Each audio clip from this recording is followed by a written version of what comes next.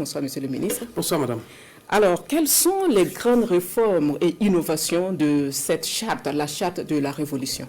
Merci beaucoup. Avant d'aborder les innovations de la charte de la Révolution qui a été adoptée, permettez-moi de rappeler que le 25 mai 2024, les assises ont procédé à une modification de la charte initiale qui avait été adoptée le 14 octobre 2022. Donc, la charte en vigueur était celle modifiée le 25 mai 2024. Okay.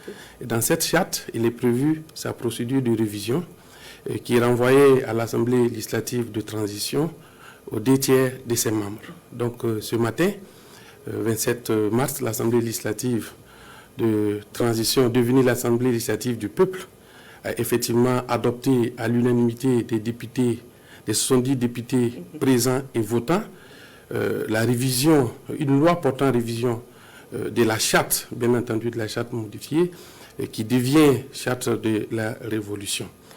En termes d'innovation majeure, comme vous l'avez déjà suivi dans l'élément, oui. Il faut déjà noter le changement des dénominations, l'intitulé de la charte qui change de charte la transition pour devenir charte de la Révolution.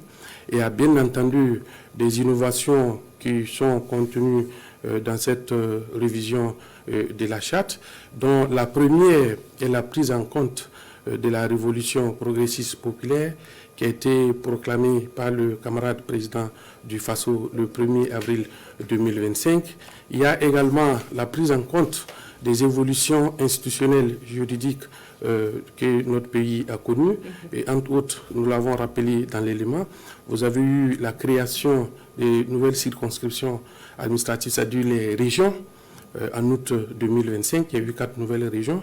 Et comme vous le savez, les régions ont les représentants qui siègent au niveau de l'Assemblée législative du peuple. Donc, bien entendu, il fallait prendre en compte ces nouvelles régions, circonscriptions administratives, prendre en compte les représentants au niveau de l'Assemblée législative du peuple.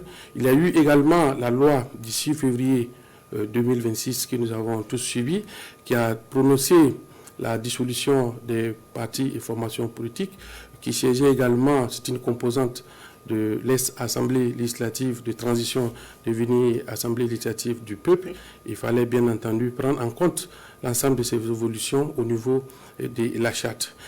L'innovation majeure également concerne la procédure de révision de la charte qui est maintenant bien précisée. La charte de la Révolution. La charte de la Révolution qui est maintenant précisée au niveau de la charte pour que les prochaines fois qu'il y aurait lieu de réviser la charte de la Révolution, qu'on puisse bien s'accorder sur la procédure qui est prévue.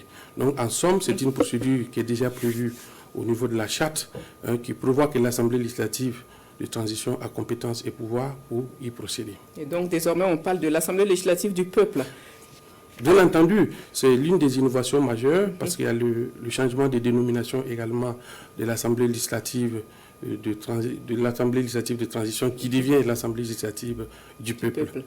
Alors, Monsieur le ministre, quelles sont les implications justement de l'adoption de cette charte sur l'architecture institutionnelle au Burkina Faso? Comme nous l'avons souligné, au-delà du changement des appellations, il y a effectivement des innovations majeures qui ont des répercussions sur l'environnement institutionnel.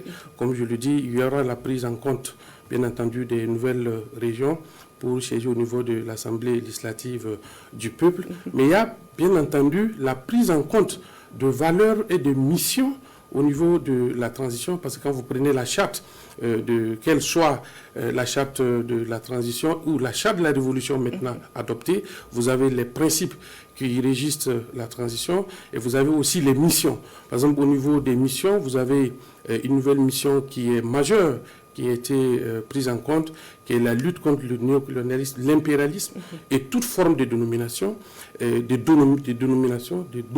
pardon madame, et toute forme de domination, quelle que soit sa nature. Et bien entendu, au niveau des valeurs également, vous avez l'intégration de la défense de la patrie qui sont prises en compte.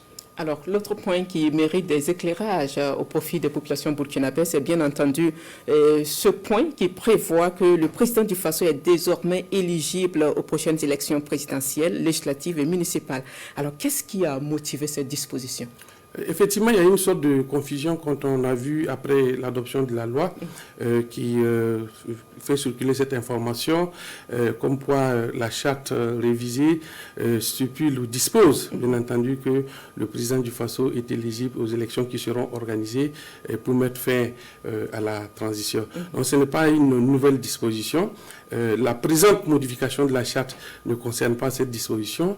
Cette disposition existe depuis les assises du 25 mai 2000. Ce n'est pas une innovation du tout de cette loi, parce qu'elle existe déjà dans la charte de la transition du 25 mai 2024 qui a été adoptée par les assises.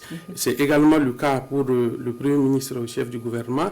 C'est également le cas pour le président de l'Assemblée législative de transition, à son temps devenue Assemblée législative du peuple. Donc ce n'est pas du tout une nouvelle disposition, ce n'est pas une innovation et ça n'a pas été concerné par la présente modification. Alors d'autres informations circulent sur les réseaux sociaux concernant cette élection justement du président du Faso. On dit que cette élection va mettre fin à la révolution. Qu'est-ce que vous en dites? La révolution n'est pas temporelle.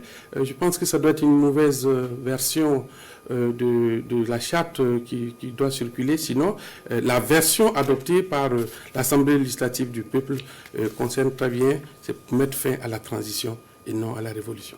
Alors, et pour finir, peut-on dire qu'il s'agit d'une charte qui répond au contexte actuel de notre pays? Tout à fait, bien entendu, comme je l'ai rappelé, la charte prend en compte les idéaux et les valeurs de la révolution progressiste populaire proclamée le 1er avril 2025.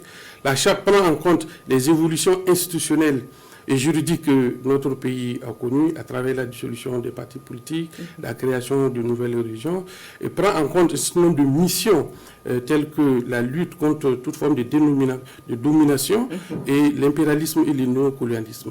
Et bien entendu, la charte intègre de nouvelles valeurs au niveau de ces dispositions. Alors, nous vous disons merci, Monsieur le ministre de la Justice, Edasso Rodrigue Bayala. Et je rappelle que vous êtes venu nous donner des éclairages sur cette loi qui vient d'être adoptée par l'Assemblée législative du peuple, on va dire, et la loi portant charte de la Révolution. Merci de rester avec nous pour la suite de l'édition.